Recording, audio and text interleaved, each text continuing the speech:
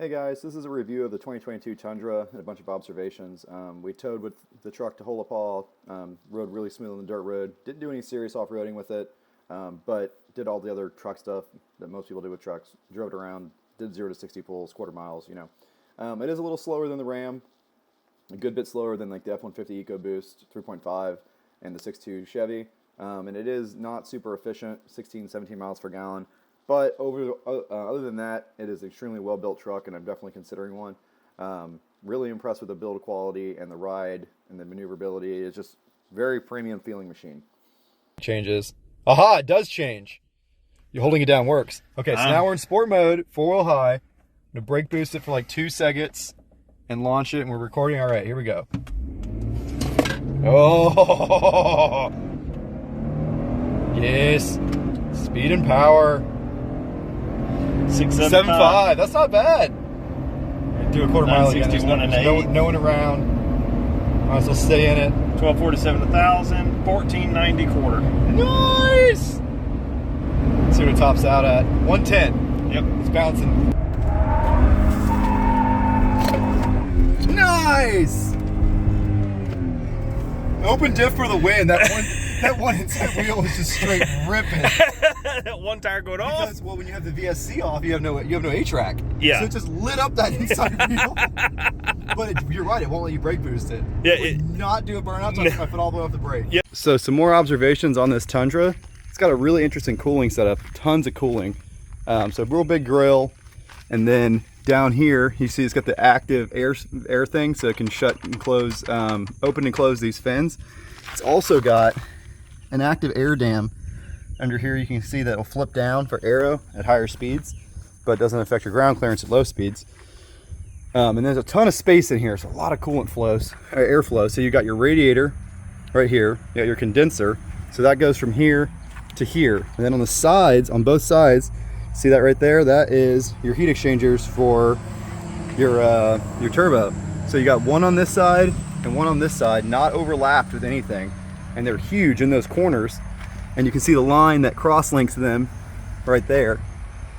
That line right there goes between the two. And that feeds cooled water up here into this big air over water aftercooler heat exchanger that sits right on top of the motor. So air comes into each turbo from its own air box, into the turbo, out of the turbo, gets cooled down straight into the engine. So this kind of reminds me of a BMW setup. And you can see where that coolant comes in and out of this aftercooler right there. Again, separate intake, into the turbo, out of the turbo, into the engine. So really nice layout in here for cooling. I mean, this thing's got some massive cooling. It's definitely made to do work. And the twin airbox setup's kind of cool. It's kind of BMW-like. And I mean, so is that aftercooler. So I think some knockoff from BMW happened here. All that to say is this engine can make a lot more power. It's got the cooling capability for it. On these twin turbo motors, all that matters is cooling. If you got the cooling, you can tune the shaft and run a lot of boost. Most of these motors can handle it as far as the internals go. But it's a pretty compact V6. I mean, you see the motor starts right here. So you got 3 feet of truck in front of here that's just separated for coolant and probably crumple zone. But man, that was a sharp setup. Okay, so there's a service procedure to raise and lower the air dam. Have the vehicle running, turn it off, hold up on the wiper stalk for 2 seconds within 40 seconds, and it'll fold the air dam down, and it'll fold itself back up as soon as you start going. So go ahead and fold it down for us so we can see it in action. Oh, there it goes. It dumped a bunch of water out. Oh, that's awesome. That air dam comes way down there. Yeah, that thing hangs low. So this thing has no approach angle, but if with that down, it seriously has none. But that's really smart because that helps the aero. It's kind of like what the Ram does, where the Ram lowers the whole front of the truck. That gives you a similar effect without having to have actuated suspension. Right, Tundra 2022 TSS, whatever the fuck that means, suspension test. The back suspension is pretty bouncy. Oh, it just the ball hit the hitch. Wow.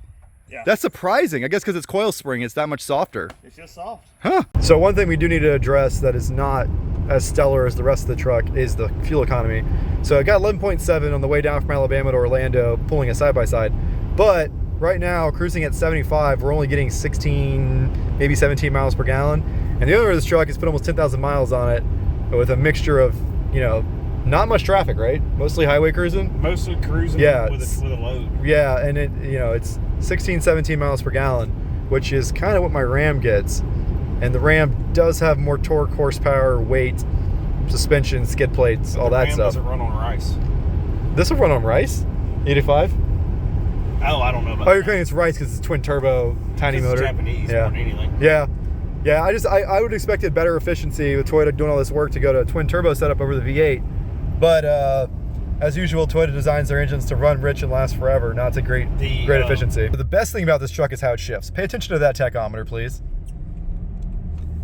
The shifts in this truck are so smooth that it's imperceptible.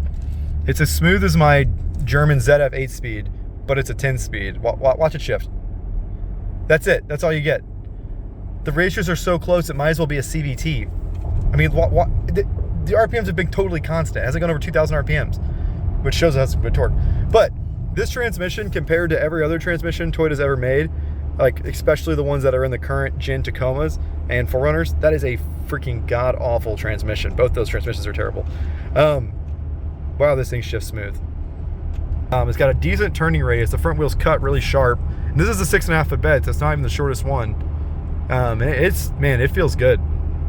Yeah, definitely impressed with the quality feel of this thing. I thought it would feel cheaper looking at pictures of it online. The interior might look cheap in pictures and video, but it feels pretty solid. Taking a little look underneath this Tundra. Axle angles are pretty straight. Everything's tucked up really nicely. Not really any skid plates at all on this SR5 edition. Big back axle, big sway bar, huge control arms. That's pretty cool. Frame's real pretty. It doesn't feel super thick or anything, but it's big. But yeah, I like how flat it is underneath here. Nothing hangs down real low. Like the exhaust is run real nicely. Some of these Toyotas, the exhaust will join right under the transfer case. That's how my Land Cruiser is. That's kind of stupid. Nice transfer case though. There's an actuator, drive shaft, big aluminum drive shaft, as they do on a lot of these things nowadays. You can see he's already scraped his muffler on something before. That muffler does hang down a bit. But yeah, I would probably put some skid plates on this thing if I got one. Got this composite bed. It feels a little thin, but back here where the back of the bed is, this looks like a cast piece of aluminum that makes like the frame of the bed, so that's good. Reinforced that real good, and it's nice and flat, so a big 4-wheel slide in here. Plastic tailgate, that might be aluminum, but I like how this lip's pretty reinforced. Oh, that tailgate feels super solid.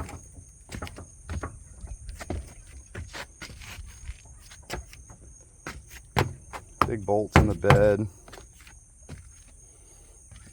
Definitely a functional truck. Very nice. Yeah, this tailgate feels really solid. Better than the Ram. A lot of these trucks come with such flimsy beds and tailgates these days. Pretty sweet. Opening to the bed is 59 inches. No, it's 60 inches. Dude, that's a 60-inch bed opening. You can fit a 60-inch side-by-side back. A couple things we like about the interior that's very cool and simple. Single zone climate control. I don't know why dual zone got so popular. I guess because everybody's passengers is a whiny little bitch, but I don't care how the passenger feels. They can shut their vents, whatever, but dual zone's a lot of complication and it's dumb. So I really like that. I like there's a cigarette lighter up here. I like that it's got a sunglass holder. That's just amazing. A lot of vehicles don't have that anymore. Built-in trailer brake controller on a pretty much base model. That's great. You got radar guided cruise control, lane keeping on a base model, and the interior is just overall pretty practical. These seats are comfortable. These are cloth seats, but they're not very hot. They breathe well. This is a double cab, and there's enough room back here for an adult as long as I would slide my seat forward a little bit. So I think it's pretty practical interior. A lot of big storage cubbies and stuff. The stereo is okay in this SR5. There's no bass, but it's clean, not a lot of distortion. It does have oh shit handles on both sides, which old people like for getting in vehicles, which is, I guess, good.